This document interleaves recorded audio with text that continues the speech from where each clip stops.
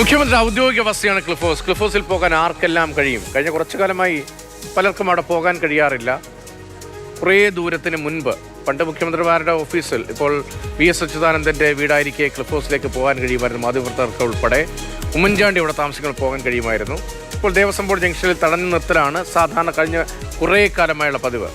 അങ്ങനെ പോകാൻ കഴിയാത്ത സ്ഥലത്ത്, എല്ലാവർക്കും കഴിയാത്തൊരു സ്ഥലത്ത് കഴിഞ്ഞ സർക്കാരിൻ്റെ കാലത്ത് ക്ലിഫ് ഹൗസ് മാധ്യമപ്രവർത്തകർക്ക് പോലും അപ്രാപ്യമായിരുന്ന കാലത്ത് പ്രതിപക്ഷത്തിൻ്റെ വളരെ പ്രധാനപ്പെട്ട ഒരു നേതാവ് എങ്ങനെയാണ് അവിടെ വൈൽഡ് കാർഡ് എൻട്രിയിലൂടെ അകത്തേക്ക് കടക്കുന്നത് എന്നൊരു ചോദ്യം ഉയർന്നിരുന്നു. ക്ലിഫ് ഹൗസ് സന്ദർശനത്തിന് വലിയ തോതിൽ ചർച്ച ചെയ്യപ്പെട്ടിരുന്നു. കശുവണ്ടി വികസന കോർപ്പറേഷൻ അഴിമതിയുമായി ബന്ധപ്പെട്ട് ആരോപണ വിധേയനായ സർക്കാർ പ്രോസിക്യൂഷന് അനുമതി നൽകാതിരുന്ന നേതാവിന് ആർ ചന്ദ്രശേഖരന് എങ്ങനെയാണ് സർക്കാരുമായി ഇത്ര വലിയ അടുപ്പം എന്ന ചോദ്യം ഉയരുന്നുണ്ടായിരുന്നു. എന്തുകൊണ്ടാണ് വലിയ സംരക്ഷണം എന്ന ചോദ്യം ഉയരുന്നുണ്ടായിരുന്നു. അതിനിടയിലാണ് ഇപ്പോൾ പ്രോസിക്യൂഷൻ അനുമതി പുതിയ സർക്കാർ നൽകുന്നത്. പക്ഷേ അത് കോടതിയുടെ ഇടപെടലാണ്. അങ്ങനെ ഒരു ഇടപെടൽ ഇപ്പോൾ ഉണ്ടാകേണ്ടി വന്നത് എന്ന് വളരെ പ്രധാനമായി മാറുകയാണ്. കശുവണ്ടി വികസന കോർപ്പറേഷൻ അഴിമതി കേസിൽ പ്രതികളെ പ്രോസിക്യൂട്ട് ചെയ്യാനുള്ള അനുമതി സർക്കാർ ഹൈക്കോടതിയെ അറിയിച്ചിരിക്കുകയാണ്. മുൻ എം ഡി കെ രതീഷിനെയും INTUC സംസ്ഥാന പ്രസിഡന്റ് ആർ ചന്ദ്രശേഖരനെയും കേസിൽ പ്രോസിക്യൂട്ട് ചെയ്യാം എന്നതാണ് ഇപ്പോൾ അറിയിച്ചിരുന്നത്. കോടതിയുടെ കർശനമായ തുടരെയുള്ള ഇടപെടലിന്റെ ഭാഗമായാണ് അങ്ങനെയൊരു തീരുമാനത്തിലേക്ക് പുതിയ സർക്കാരിന് എത്തേണ്ടി വന്നത്. ഞാൻ ആ കോർപ്പറേഷനിൽ ചുമതലയെടുക്കുന്നത് 2012 2008 മുതൽ കൊല്ലത്തുള്ള ഒരു വ്യക്തി നിരന്തരമായി ഈ സ്ഥാപനത്തിനെതിരെ പരാതികൾ ബന്ധപ്പെട്ടവർക്ക് അയച്ചുകൊണ്ടേയിരുന്നു. ആ സ്ഥാപനത്തിലെ ഏത് തീരുമാനമെടുക്കുമ്പോഴും ആ തീരുമാനത്തിന് പൂർണ്ണമായി അധികാരമുള്ളത് ഈ ഡയറക്ടർ ബോർഡിനാണ്. ഡയറക്ടർ ബോർഡ് ഞാനിരുന്ന ചെയർമാനായിരുന്ന സമയത്ത് ഒരു ഇൻസ്റ്റൻസ് പോലും ഇല്ലാതെ പൂർണ്ണമായും യുനാനിമസ് ഡിസിഷൻ എടുത്തിട്ടുള്ളൂ. ഏകകണ്ഠമായി എടുത്ത തീരുമാനത്തിന്റെ ഉത്തരവാദിത്തം ഏതു സമയത്തായാലും ഒരു ചെയർമാനിലോ മാനേജിംഗ് ഡയറക്ടറിലോ നിക്ഷിപ്തമാകുന്നതല്ല. കോൺട്രാക്ടർമാരെ കൂട്ടിക്കൊണ്ടുവന്ന് അവർക്ക് കരാർ ഒപ്പിച്ചു കൊടുക്കാൻ വേണ്ടിയുള്ള ഒരു ശ്രമം നടത്തി എന്നാണ് അന്നത്തെ ഉത്തരവാദികൾ എന്നോട് പറഞ്ഞിട്ടുള്ളത്. അങ്ങനെ കരാർ ഒപ്പിച്ചു കൊടുക്കാൻ പറ്റുന്നതല്ല ഈ സ്ഥാപനം. അവിടെ തുടങ്ങിയ ചെറിയ തർക്കങ്ങൾ വന്ന് ആ സ്ഥാപനത്തിനെതിരെ പരാതികൾ അയക്കാൻ തുടങ്ങും. കോടതികളുടെ വിജയമാണെന്നാണ് ഞാൻ പറയുന്നത്. രണ്ടാമത് കേരളത്തിലെ മാധ്യമ പ്രവർത്തകരുടെ അല്ലെങ്കിൽ മാധ്യമങ്ങളുടെ വിജയം കൂടിയാണ്. കോടതിയും മാധ്യമങ്ങളും ഇല്ലായിരുന്നെങ്കിൽ ഈ കേസ് ഇവിടം വരെ എത്തില്ല എന്ന് വിശ്വസിക്കുന്ന ഒരാളാണ് ഞാൻ. ഇതിനകത്ത് വെറും ഒരു നിമിത്തം മാത്രമാണ്. ഇവിടെ നടന്ന അഴിമതി 2008 മുതൽ ഞാൻ പല സംസ്ഥാന സർക്കാരിൻ്റെ പല ഏജൻസികളിലും അറിയിച്ച് അവർ അന്വേഷണം നടത്തിയിട്ടാണ് 11ഓളം റിപ്പോർട്ടുകൾ ഞാൻ 2014 ഹൈക്കോടതിയിൽ പൊതുതാൽപര്യ ഹർജി ഫയൽ ചെയ്യുന്നത്. കോടതി അന്വേഷണം നടത്തി അഴിമതി കണ്ടെത്തി. അത് കഴിഞ്ഞതിന് ശേഷം മാത്രമാണ് CBIക്ക് വിടുന്നത്. എന്തായാലും CBI 5 വർഷം എടുത്തു. 15 മുതൽ 20 വരെ CBI അന്വേഷണം നടത്തി. 20 പ്രോസിക്യൂഷൻ അനുമതിക്ക് വേണ്ടി സർക്കാരിനെ സമീപിച്ചെങ്കിലും പ്രതികളെ പ്രോസിക്യൂട്ട് ചെയ്യുന്ന നിലപാടിലല്ലായിരുന്നു അന്നത്തെ സർക്കാർ. LDF സർക്കാർ തീർത്തും പ്രതികളെ സംരക്ഷിക്കുന്ന നിലപാടാണ് സ്വീകരിച്ചത്. എന്തിനാൽ അതിനെതിരെ വീണ്ടും ഞാൻ നിയമപോരാട്ടം നടത്തി. ഇപ്പോൾ ഹൈക്കോടതി പല പ്രാവശ്യം 3 തവണ മുന്നറിയിപ്പ് നൽകിയിട്ടും നടപടി സ്വീകരിക്കാത്ത ഗവൺമെൻറ് നിലപാടിനെതിരെ വ്യവസായ സെക്രട്ടറിക്കെതിരെ പ്രോസിക്യൂഷൻ നടപടി വരെയാണ് കോടതി ആരംഭിച്ചിരിക്കുന്നത്. 2020 അനുമതിക്ക് CBI സർക്കാരിനെ സമീപിക്കുന്നു. നമുക്കറിയാലോ, CBI എന്ന് പറഞ്ഞാൽ ഈ രാജ്യത്തെ ഏറ്റവും വലിയ ഏജൻസിയാണ്. അഴിമതി അന്വേഷിക്കുന്ന ഏറ്റവും വലിയ ഏജൻസി CBI. അതിന് മേളിൽ വേറെ ആരുമില്ല. അവരന്വേഷണം പൂർത്തിയാക്കി സർക്കാരിനെ സമീപിക്കുന്നു. അവർക്ക് അനുമതി കൊടുക്കുന്നില്ല. അത് തുടർന്ന് ഞാൻ കോടതിയെ ചോദ്യം ചെയ്യുന്നു. കോടതി അനുമതി കൊടുക്കണം എന്ന് ആവശ്യപ്പെടുന്നു. വീണ്ടും കൊടുക്കുന്നില്ല. അങ്ങനെ 3 തവണ കോടതിയിൽ എനിക്ക് പോകേണ്ടി വന്നു. അതിനിടയ്ക്ക് പ്രതികൾ സുപ്രീം കോടതി വരെ പോയി. സുപ്രീം കോടതിയും പറഞ്ഞു ഇത് അഴിമതിയാണ്, പ്രതികൾ വിചാരണ നേരിടണം എന്ന് പറഞ്ഞിട്ട് പോലും കഴിഞ്ഞ ഇടത് സർക്കാർ പ്രതികളെ സംരക്ഷിക്കുന്ന നിലപാടാണ് സ്വീകരിച്ചത്. ഇപ്പോൾ വന്നിട്ടുള്ള സർക്കാരിൻ്റെ മാറ്റവും കൂടിയാണ് ഈ ഒരു തീരുമാനത്തിൽ എത്തിയിരിക്കുന്നത്. ഇതിന് ഈ രാജ്യത്തെ കോടതികളുടെ വലിയ ഇടപെടലുണ്ടായിട്ടുണ്ട്. ഡയറക്ടർ ബോർഡിൻ്റെ തീരുമാനം മാത്രമാണ് താൻ നടപ്പാക്കിയത് എന്നാണ് ആർ ചന്ദ്രശേഖരൻ്റെ വാദം. പക്ഷേ എങ്ങനെ LDF സർക്കാരിൻ്റെ കാലത്ത് സംരക്ഷണം കിട്ടിയെന്ന ചോദ്യം അവിടെ പ്രസക്തമായി നിൽക്കുകയാണ്. പിണറായി വിജയൻ സർക്കാരാണ് പ്രതികളെ സംരക്ഷിച്ചത് എന്നതാണ് ഇപ്പോൾ സംസാരിച്ച പരാതിക്കാരനായ ദീർഘകാലം ഈ കേസ് നടത്തിയ കടകംപള്ളി മനോജ് മാതൃഭൂമി ന്യൂസിനോട് പറഞ്ഞത്. സർക്കാർ ഏജൻസികൾ, നിരവധി ഏജൻസികൾ അന്വേഷിച്ചിട്ടും കോടികളുടെ അഴിമതി നടന്നു എന്ന് കണ്ടെത്തിയിട്ടും ഒരു തീർപ്പുമാകാത്ത ഇടത്താണ് ഒരാളുടെ ഒറ്റയാൾ യുദ്ധം ഇങ്ങനെ വിജയത്തിലേക്കെത്തി നമുക്ക് പറയാൻ കഴിയില്ല. എങ്കിലും ഒരു പ്രോസിക്യൂഷൻ അനുമതിയിലേക്കെങ്കിലും കോടതിയുടെ കൂടി നിലപാടിൻ്റെ ഭാഗമായിരുന്നു ആർ അനന്തകൃഷ്ണൻ വരുന്നതുമായി. അതിൻ്റെ ഒരു രാഷ്ട്രീയ പശ്ചാത്തലം ആദ്യം പറഞ്ഞു തുടങ്ങാം അല്ലേ?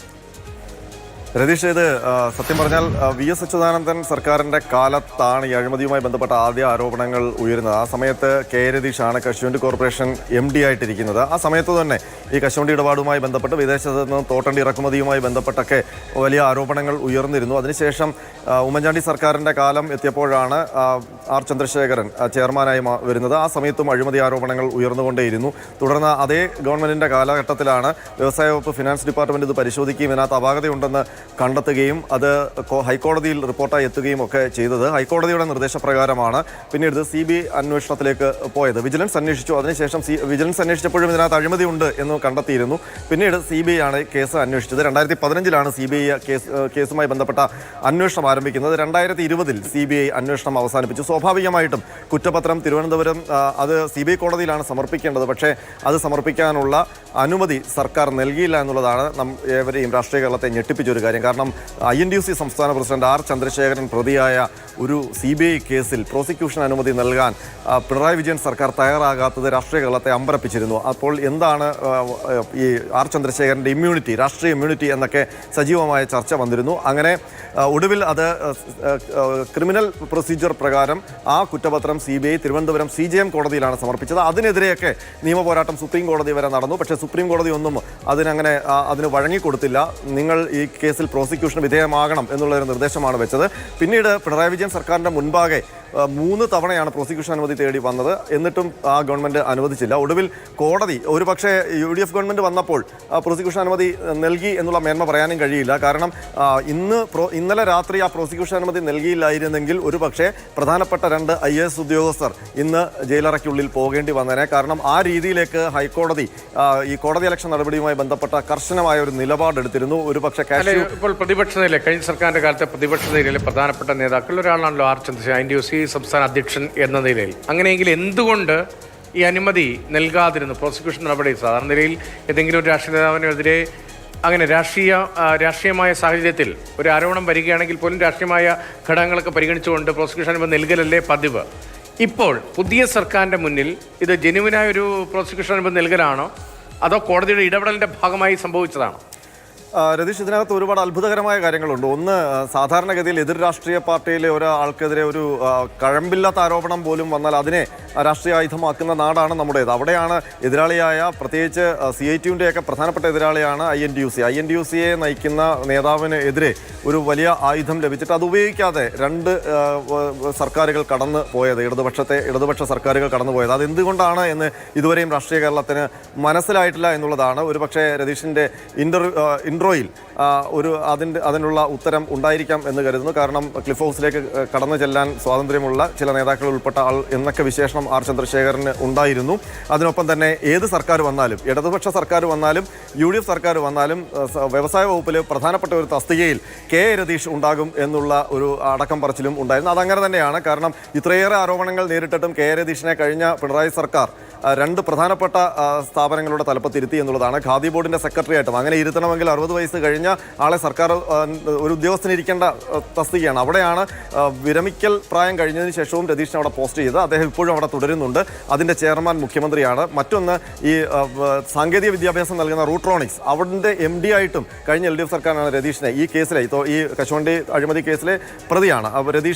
രതീഷിനും കൂടിയാണ് പ്രോസിക്യൂഷൻ അനുമതി നൽകിയിരിക്കുന്നത്. അപ്പോൾ ആ പ്രതിയെയാണ് ഇടതുപക്ഷ സർക്കാർ റൂട്രോണിക്സിൻ്റെ MD ആയിട്ടും നിലനിർത്തിയത്. അദ്ദേഹം ഇപ്പോഴും ആ സ്ഥാനത്ത് തുടരുന്നുണ്ട്. അതിൻ്റെയും ചെയർമാൻ മുഖ്യമന്ത്രിയാണ്. അപ്പോൾ ഇങ്ങനെ രാഷ്ട്രീയ ഇമ്മ്യൂണിറ്റി കിട്ടിയ 2 പേരാണ് അതും ഇത്രയേറെ രാഷ്ട്രീയാതീതമായ ബന്ധം. അത്ഭുതകരമാണ്. എന്തായാലും ഇത്രയും രാഷ്ട്രീയ ഇമ്മ്യൂണിറ്റി കിട്ടിയ 2 പേർ, അതിൻ്റെ സാഹചര്യമാണ് അനന്തൻ വിശദീകരിച്ചത്. എന്തായാലും ഇപ്പോൾ പ്രോസിക്യൂഷൻ നടപടികൾക്ക് വിധേയമാകേണ്ട ഒരു സാഹചര്യത്തേക്ക് നിർബന്ധിതമായി എത്തുകയാണ്.